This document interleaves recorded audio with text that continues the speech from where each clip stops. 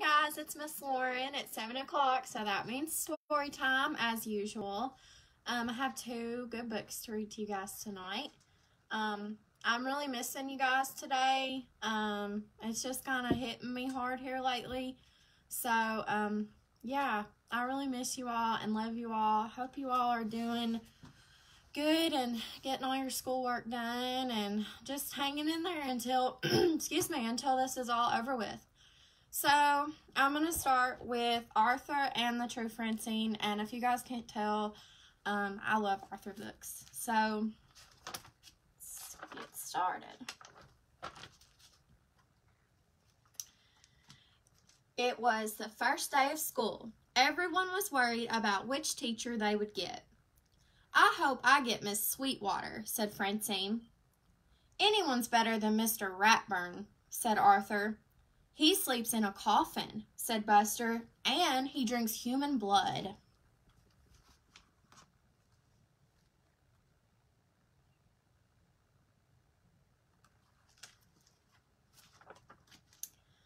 A big black car drove up. "Who died?" said Francine. "Maybe Mr. Ratburn," said Arthur. A girl got out. "I'm Muffy Crosswire." "Where's the 3rd grade, antenna ears?" "Just ask for Mr. Ratburn," said Buster. They all laughed.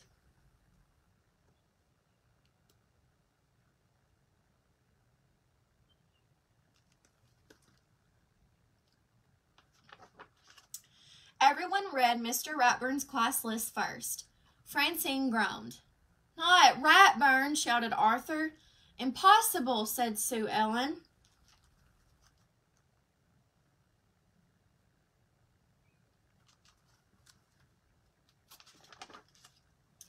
In Mr. Ratburn's class, everyone sat in alphabetical order. No talking unless you raised your hand. Muffy was the teacher's pet. Mr. Ratburn even believed her when she said the cat ate her homework.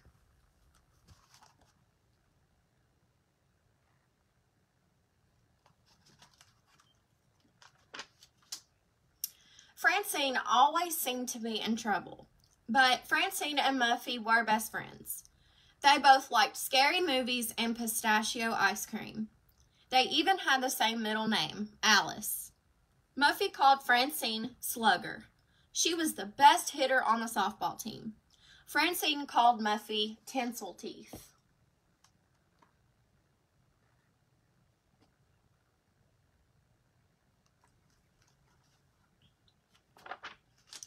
Muffy went to Francine's to study for the big math test. Francine studied very hard. Muffy played with Francine's gerbil and called strangers on the phone. "Is your refrigerator running? Well, you better catch it."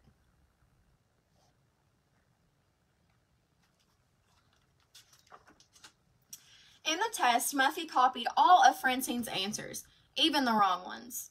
Mr. Ratburn called Muffy and Francine to his desk. Muffy smiled. "I don't cheat," she said. What could Francine say? "Francine," he said, "I'll see you after school every day this week."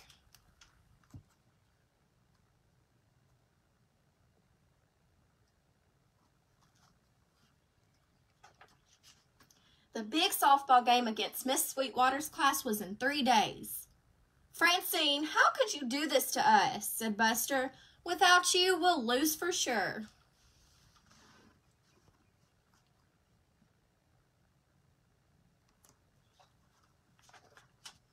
Every day after school, Francine cleaned the boards and watched the team practice. Boy, did they need help.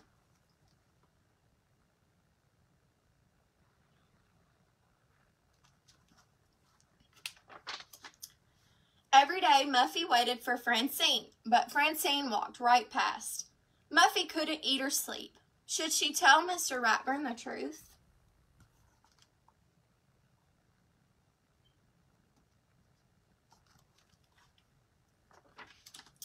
It was the day of the big game.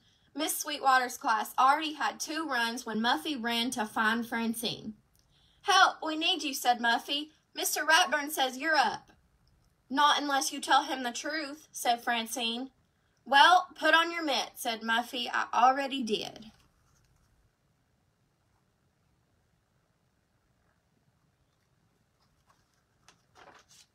Francine saved the game with a home run. Everyone cheered and shouted, "We're number one! We're number one!" Muffy yelled, "Yeah, Francine, way to go, slugger!"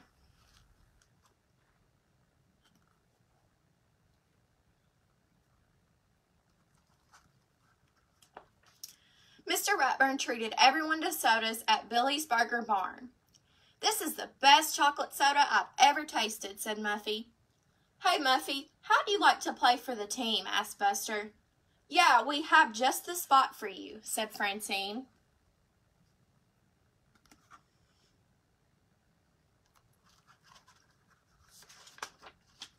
"Not so fast," said Mr. Ratburn. "Muffy will be washing the boards next week." Muffy whispered to Francine, "What will I play?"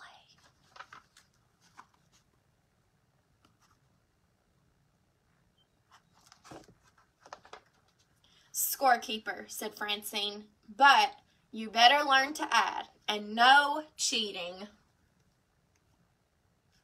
The end. The next book is called The Snowy Day.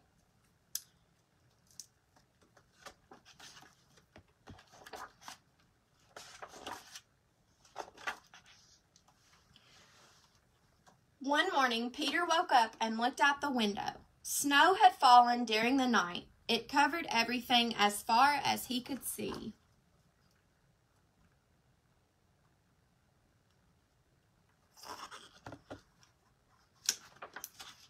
After breakfast, he put on his snowsuit and ran outside.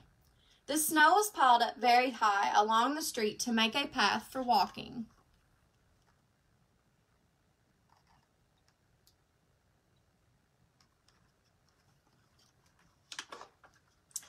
Crunch, crunch, crunch. His feet sank into the snow.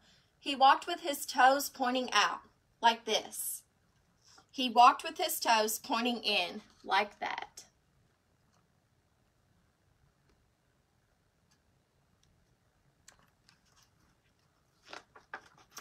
Then he dragged his feet slowly to make tracks, and he found something sticking out of the snow that made a new track.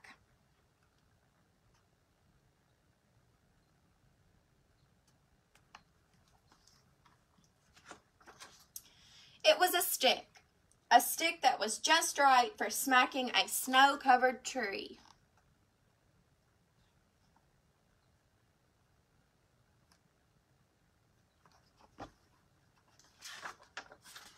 Down fell the snow, plop, on top of Peter's head.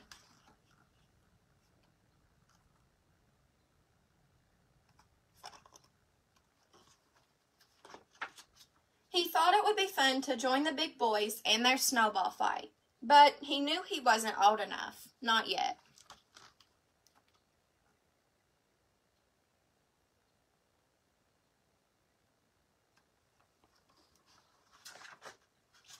So he made a smiling snowman, and he made angels.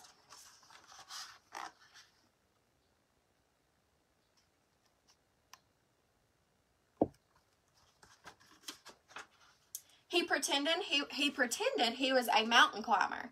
He climbed up in a great big tall heaping mountain of snow and slid all the way down.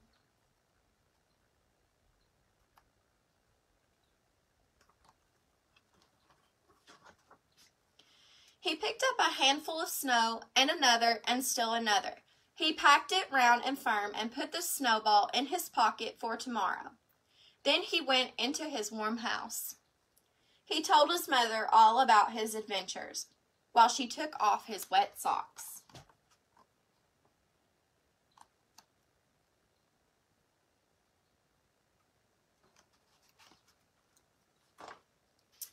And he thought and thought and thought about them.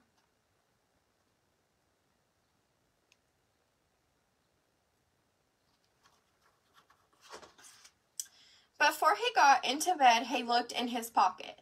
His pocket was empty. The snowball wasn't there. He felt very sad.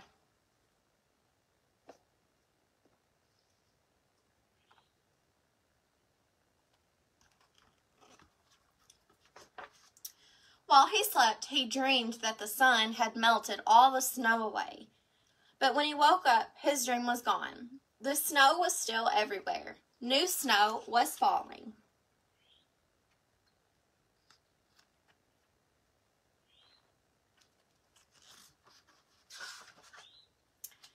After breakfast, he called to his friend across the hall, and they went out together into the deep, deep snow.